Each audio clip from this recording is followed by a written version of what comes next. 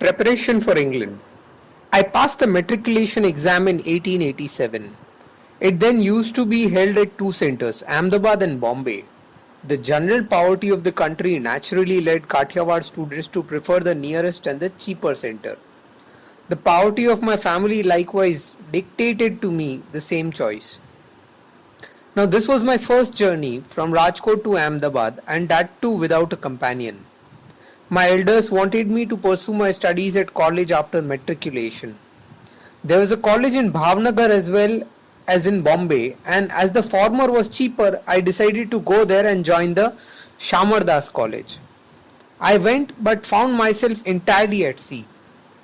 Everything was difficult. I could not follow, let alone taking interest in the professor's lectures. It was no fault of theirs. The professors in that college were regarded at first rate. But I was so raw. At the end of the first term, I returned home. We had in Mauji Dave, who was a shrewd and learned Brahman, an old friend and advisor of the family. He had kept up his connections with the family even after my father's death. He happened to visit us during my vacation. In conversation with my mother and elder brother, he inquired about my studies. Learning that I was at Shamardas College, he said, "The times are changed, and none of you can expect to succeed at your father's gaddi or gadi without having had a proper education. Now, as this boy is still pursuing his studies, you should all look to him to keep the gadi. It will take him 4 or 5 years to get his BA degree, which will be at best qualify him for a 60 rupees post, not for a diwanship.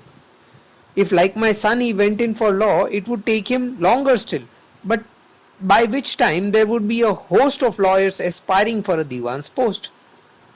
I would far rather that you send him to England. My son Keval Ram says it is very easy to become a barrister. In 3 years' time we will return. Also, expenses will not exceed 4 to 5,000 rupees. Think of that barrister who has just come back from England and how stylishly he lives. He could get the diwanship for the asking. I would strongly advise you to send Mohandas to England this very year. Keval Ram has numerous friends in England. He will give notes of introduction to them, and Mohandas will have to have an easy time of it there. Joshi ji, that is how we used to call old Mauji Dave, turned to me with complete assurance and asked, "Would you not rather go to England than study here?" Nothing could have been more welcome to me. I was fighting shy of my difficult studies, so I jumped at the proposal and said that the sooner I was sent the better. It was no easy business to pass examinations quickly. Could I not be sent to qualify for the medical profession? My brother interrupted me. Father never liked it. He had you in mind when he said that we Vaishnavas should have nothing to do with the dissection of dead bodies. Father intended you for the bar. Joshi ji chimed in. I am not opposed to the medical profession as was Gandhi ji. Now our shastras are not against it. But a medical degree will not make a diwan of you, and I want you to be a diwan. Or if possible, something better. Only in that way you could take your protecting care for your large family. The times are fast changing and getting harder every day.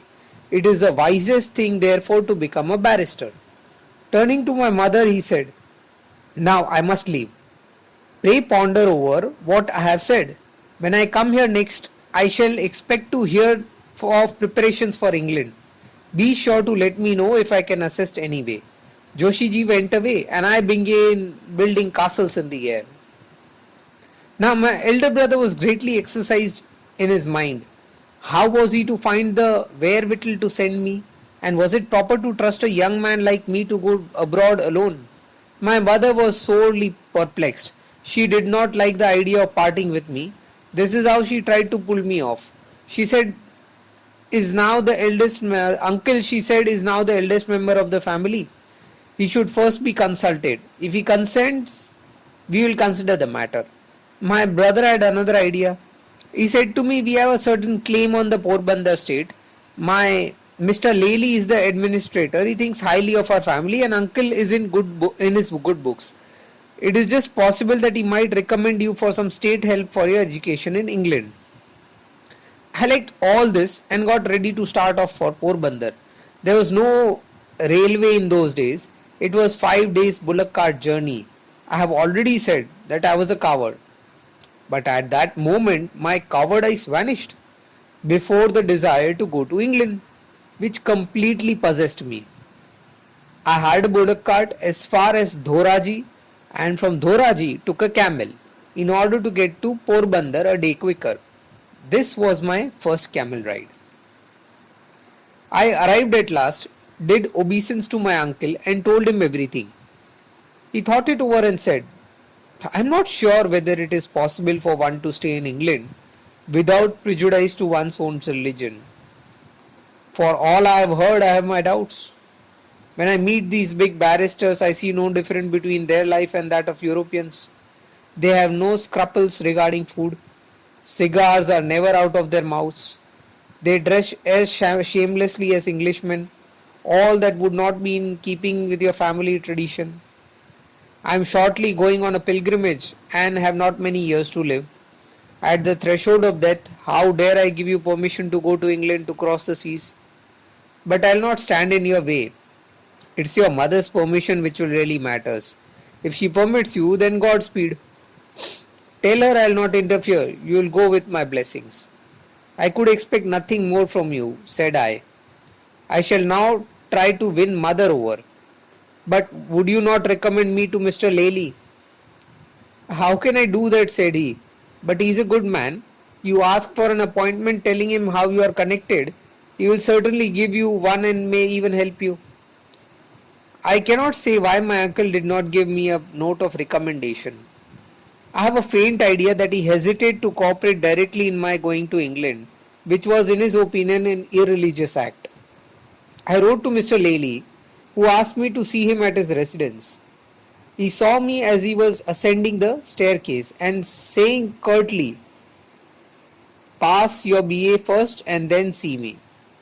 No help can be given to you now. He hurried upstairs. I had made elaborate preparations to meet him. I had carefully learnt up a few sentences and had bowed low and saluted him with both hands, but all to no purpose. I thought of my wife's ornaments. I thought of my elder brother, in whom I had the utmost faith. He was generous to a fault and he loved me as his own son. I returned to Rajkot from Porbandar and reported all that had happened. I consulted Joshiji, who of course advised even incurring a debt if necessary. I suggested the disposal of my wife's ornaments, which could fetch about 2 or 3,000 rupees. My brother promised to find the money somehow. My mother, however, was still unwilling. She had begun making minute inquiries. Someone had told her that young men got lost in England.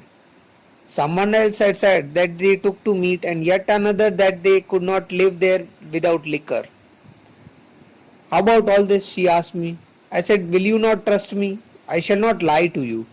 I swear that I will not touch any of those things. If there was any such danger, would Joshiji let me go? I can trust you, she said.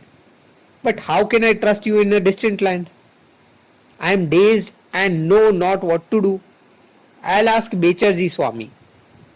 Now, Becharji Swami was originally a Modhbaniya, but had now become a Jain monk. He too was a family advisor like Joshiji. He came to my help and said, I shall get the boy solemnly to take the 3 vows and then he can be allowed to go. He administered the oath and I vowed not to touch wine, women and meat. This done, my mother gave her permission. This high school had a send-off in my honor. It was an uncommon thing for a young man of Rajkot to go to England. I had written out a few words of thanks, but I could scarcely stammer them out. I remember how my head reeled and how my whole frame shook as I stood up to read them. With the blessings of my elders, I started for Bombay. Now this was my first journey from Rajkot to Bombay. My brother accompanied me, but there is in many a slip, twist, the cup and lip. There were difficulties to be faced in Bombay.